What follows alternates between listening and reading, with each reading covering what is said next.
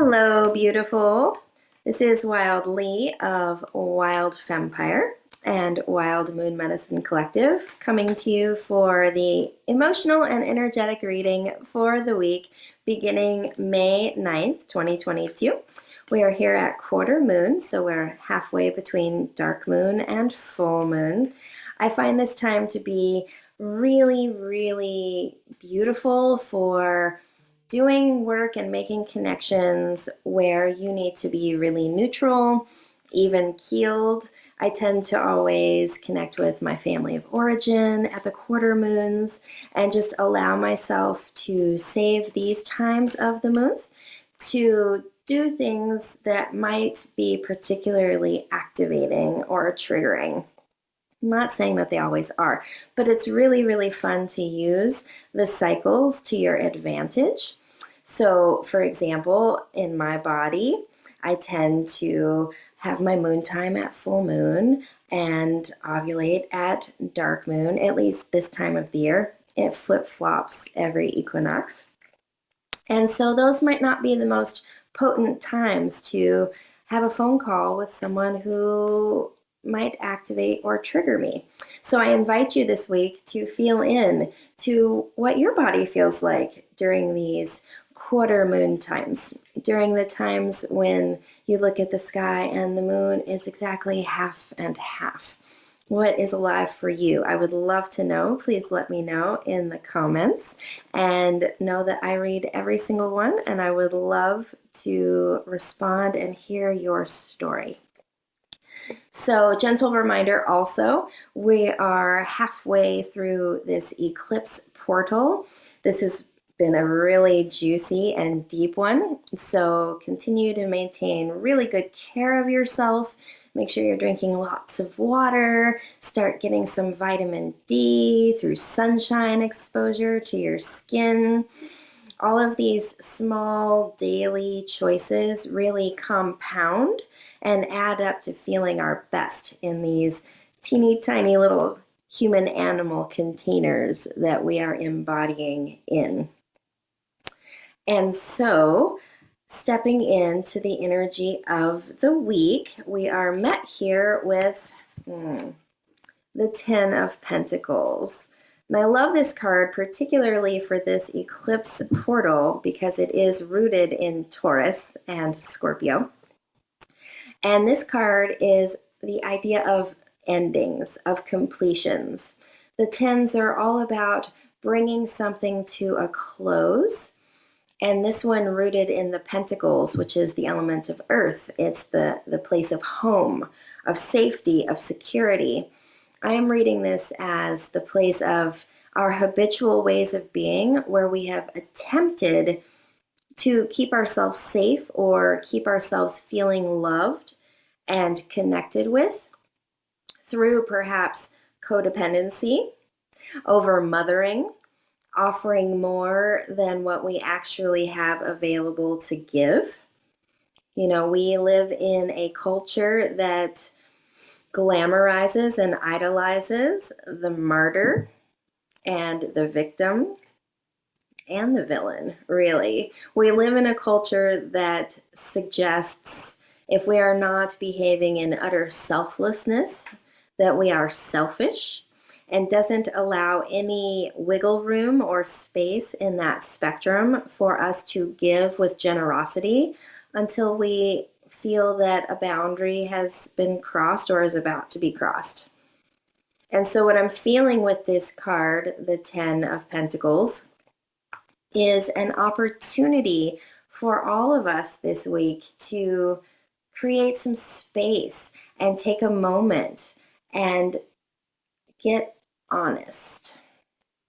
Get really honest and really clear with ourselves and decide if we are operating in our relationships, in our work paradigm, in the ways in which we output our energy, our life force, that which has been given to us and is finite.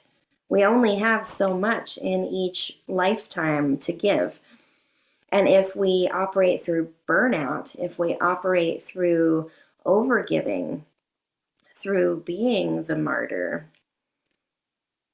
then we don't have the juice that we really need to accomplish our mission on this planet. We don't have the juice to show up for ourselves, to perform self-care, to fill our own cup so that we have more to offer those around us.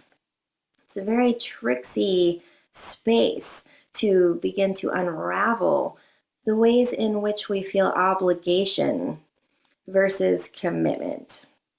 I spoke about this a few weeks ago during my live on Moon Days, which happens every Moon Day at noon PST.